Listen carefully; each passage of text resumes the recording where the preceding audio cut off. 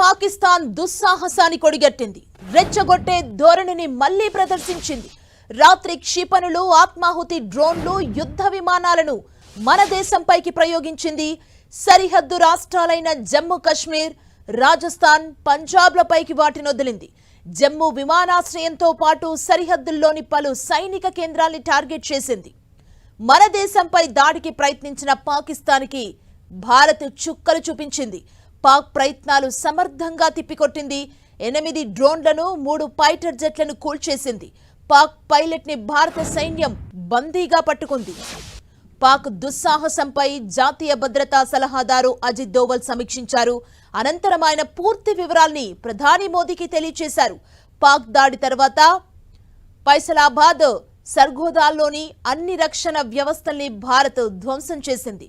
వాస్తవానికి బుధవారం రాత్రి నుంచి దాడులకు ప్రయత్నిస్తున్న పాకిస్తాన్ క్షిపణులు, డ్రోన్లతో దాడి చేయడానికి 15 లక్ష్యాల్ని ఎంచుకుంది.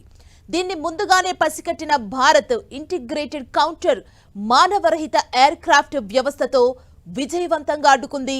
పాకిస్తాన్లోని పలు ప్రాంతాల్లో గగనతల రక్షణకు సంబంధించిన రాడార్లను, వ్యవస్థలను భారత్ ఉదయం ధ్వంసం చేసింది. పాక్ రాజధాని నగరం ఇస్లామాబాద్లో సైరన్ల మోత మోగింది. అదే సమయంలో ప్రధానమంత్రి షెహబాజ్ షరీఫ్ కార్యాలయంలో సమావేశంలో ఉన్నారు. రాత్రి పాక్ మళ్లీ క్షిపణులు, డ్రోన్లను ప్రయోగించింది. జమ్మూ, ఉదంపూర్, అఖ్నూర్, పూంచ్, రాజస్థాన్లోని జైసల్మేర్, అదేవిధంగా పోఖ్రాన్, పంజాబ్లోని పఠాన్కోట్, జలంధర్ లక్ష్యంగా పాక్ ఈ డ్రోన్లను ప్రయోగించింది.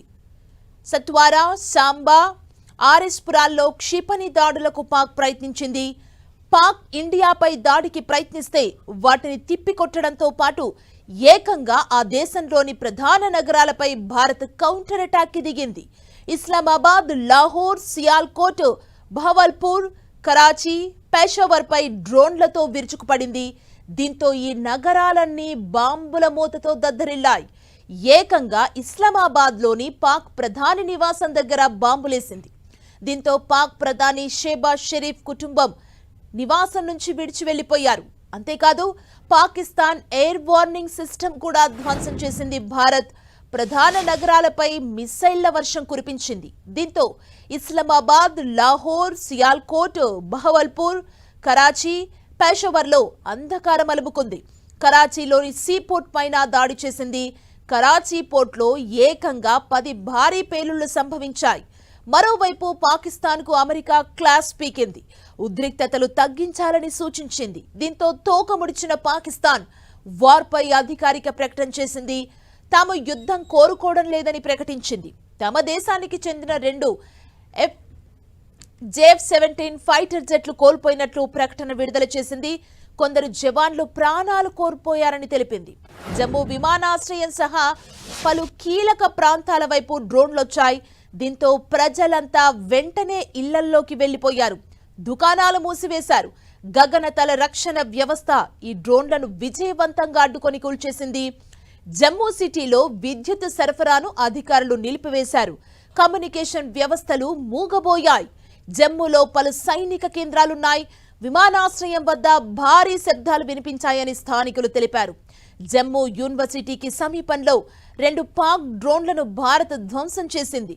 ఉరిలో పౌర నివాసాలే లక్ష్యంగా పాక్ దాడులకు తెగబడింది. జమ్మూ కశ్మీర్లో ఉగ్రదాడులు చేయాలని టెర్రరిస్టులకు పాక్ ఐఎస్ఐ సూచించింది. దీంతో అనంతనాగ్లోని ఖండ్రూలో ఉన్న ఆయుధ డిపో వద్ద పేలుళ్లకు వారు పాల్పడినట్లు సమాచారం. తాజా అప్డేట్ మా ప్రతినిధి కిరణ్ మనకు అందిస్తారు. కిరణ్,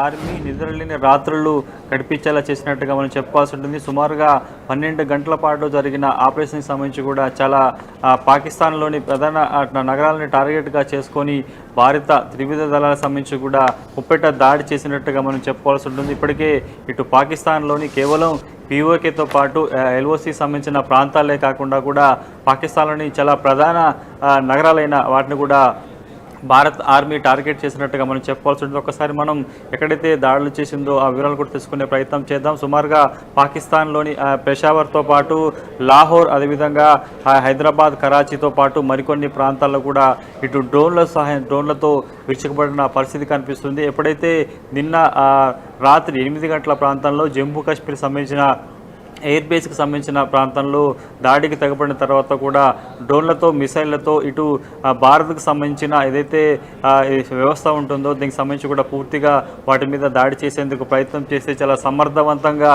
గంటల వ్యవధిలో తిప్పికొట్టి ఆ తర్వాత కూడా పాకిస్తాన్కి కోలుకోలేని దెబ్బ కొట్టినట్టుగా మనం చెప్పాల్సి ఉంటుంది. వెంటనే ఇటు పీఓకేతో పాటు అటు ఎల్ఓసి ప్రాంతాల్లో కూడా పూర్తి స్థాయిలో ఇటు పాక్ మీద విరుచుకుపడినట్టుగా చెప్పుకోవాల్సి ఉంటుంది.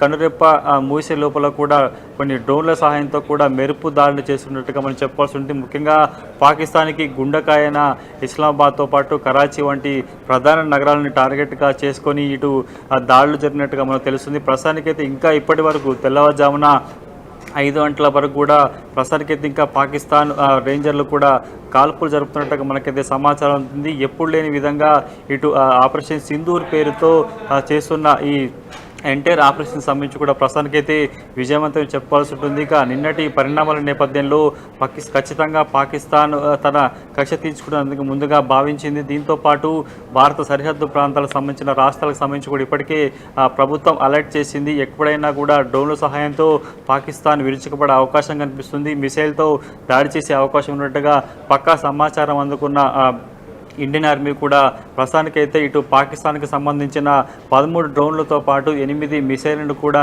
నేలమట్టం చేసిన పరిస్థితి కనిపిస్తుంది. ఇక దాడుల్లో 3 ఫైటర్ జెట్లకు సంబంధించిన కూడా కూల్చినట్టుగా మనకైతే సమాచారం. ప్రస్తుతానికైతే కోలుకులోని దెబ్బను కొట్టినట్టుగా మనం చెప్పాల్సి ఉంటుంది. ఎప్పుడు లేని విధంగా భారత్కు తమ శక్తి సామర్థ్యాలను కూడా తెరిపించే ప్రయత్నం చేసినట్టుగా చెప్పుకోవాల్సి ఉంటుంది. సుమా, కిరణ్, అంటే ప్రెసెంట్ ఏం జరుగుతుంది అంటే మన అధికారులు ఏం చెబుతున్నారంటే ఎప్పుడు రెస్పాండ్ అయ్యే అవకాశం ఉంది ఈ అటాక్ కి సంబంధించి వారు?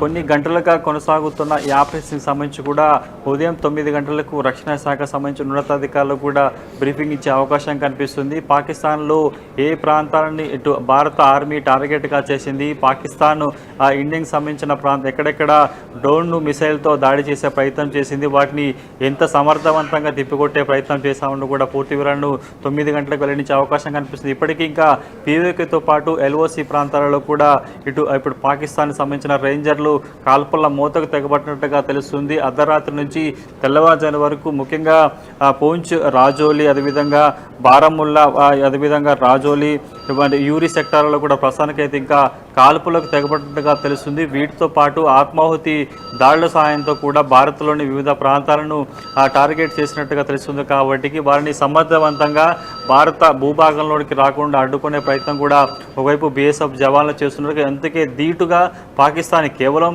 పాకిస్తాన్ ఇండియా సంబంధించిన బార్డర్లో కేవలం పీఓకేసీ, ఎల్ఓసి ప్రాంతాల నుంచి టార్గెట్గా చేసుకొని దాడులు పాల్పడితే భారత్ మాత్రం పాకిస్తాన్కి సంబంధించి కూడా నలుదిక్కుల అష్టదిగ్బంధం చేసి ముప్పేట దాడి చేసినట్టుగా మనం చెప్పాల్సి ఉంది.